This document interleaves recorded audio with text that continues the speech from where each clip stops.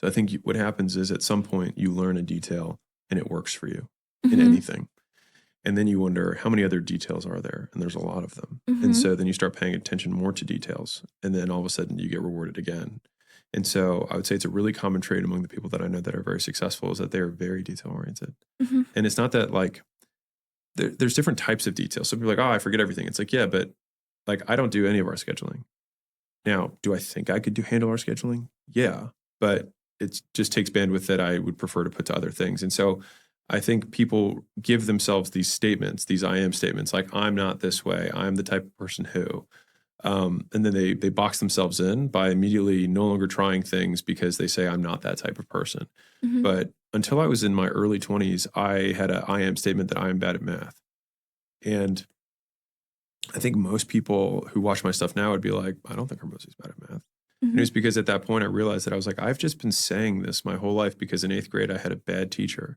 Or I was a bad student, whatever. But I didn't learn as much as I should have in 8th grade. And so after that point, I basically learned everything until Algebra 2. And then as soon as we got into pre-calculus, I had a pretty, bad experience. And so then from then on, I pretty much just cheated.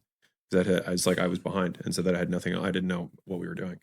And so in my early 20s, I was like, I need to not make this a thing. And so I decided to stop using a calculator for everything. And so whenever I could do math, I just tried to do it in my head. And I would check with a calculator afterwards. I would compare. And I would see how far off I was until eventually I started getting pretty good at it. And then I started just doing math in front of people because that's what I was doing for the last few years. And people were like, dude, you're so good at math. And I remember the first time someone said that to me, I was like, huh, that's weird. And then part of that led into me taking the GMAT because the GMAT's the big standardized test for business school before I decided to be an entrepreneur. And math was half the test. And so I was like, I have to get over this belief. And so I believe that if I did more math problems than anybody else before the test, I'd do better. And so I did 16 phone books of math problems. It took me 4 hours a day. Wow. For 4 or 5 months. Every day for 4 hours, I would do math problems. And then by the time I got to the test, I got whatever above Harvard's mid-score.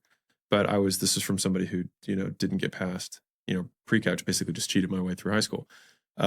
And so I say that because like everything is if it is a skill, you can learn it and you can learn it later as long as you are willing to do repetitions and look at how well you did compared to the ideal and then see what the discrepancy is. And this has been this theme that I want to write a big thing on it because it's like, I think people over-index advice and under-index data. And so I think a lot of people have no idea why they were successful, which we were talking about earlier. And so the amount of people that I see, even who are successful, who give what I believe to be very terrible advice, I don't think they're doing it maliciously. I just think they have no idea. Yeah. And so they just answer when people ask them, but it's just made up. But I have, at this point in my career, people say, hey, who do you learn from? Who's your, whatever. And honestly, it's just data. And so I do a ton of volume so that I have a statistically large sample size. And then I look at the top 10% of whatever it is I'm doing. So whether it's calls, emails, content, meetings, it doesn't matter what skill you want to learn. You can repeat the process 100 times, look at and record it and look at the top ones and then look at the bottom ones and see what was different between those two and then do more of the good stuff and less of the bad stuff. And if you do that enough times, you get pretty good. And then people ask you, how are you so good at this? And you're like, well, I just looked at what was different between the times that worked and the times that didn't. And I did it enough times that I only do the things that work. Now, then people say, why do you think that works? And this is where people get off ramped. They then answer the question, but they have no idea. I don't know why these things work. I just know that they work. And I think that's a big thing that a lot of beginners, intermediates, and advanced people get led astray. Yeah. And I try to censor myself on this stuff. And I've really tried to cage where I say, or hedge where I say, because of this, or here's why, or the reason is. The problem is that those things are very compelling. And so from a persuasion perspective, because is one of the most persuasive words you have. Yeah. And so I try to balance kind of my understanding of language now with what I believe to be ethical. Yeah, that's very nuanced. And like you said, I think that there's bad actors, but then there's a lot of people that might be incompetent. Yeah, I think the vast majority of people are incompetent. Yeah. Like most people in general are incompetent. And I also believe, that most people don't make it to the data set. No. Most people don't even make it to taking the 100 actions. Yeah. I was asking Layla this question from a Q&A that you had here with people that were like at the intermediate stage, like around my stage. And there was this one lady and she asked her, should I do ads or should I do more on content? And then Layla said, asked if she has maxed out. She didn't. So she was like, bigger learning curve, makes sense to invest time there. And then she was like, you just have to make sure that what you do actually has the effect. And she's like, oh yeah, I know this because when I run this challenge, I get like amazing results. And Layla was immediately like, why are we not always doing it? This? Yeah, right. And I think that is something that I also got wrong in the past. And I think a lot of people get wrong. It's like when something works, for some reason we don't repeat it.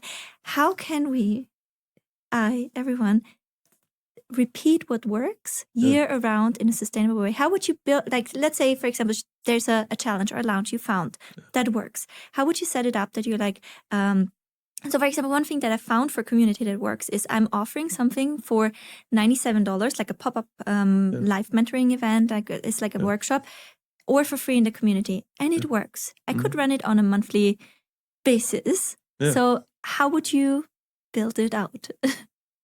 You just run it on a monthly basis. How can I kind of get to the, I guess it's a constraint thing because you need the warm audience. Yeah, so you need to make sure you have enough warm audience every single month. So you need to invest much more in ads than you're comfortable and have before, I guess. And then you need support delivering it. Let me walk you through what you just did. Yeah. Right. So the first thing that you can do is have a saying which you can repeat to yourself, which is we repeat successful actions. So if something is successful, we repeat it. If it doesn't work, we try and figure out what was different about this time than last time. Why did it work last time and not this time? Because now we get closer to cause.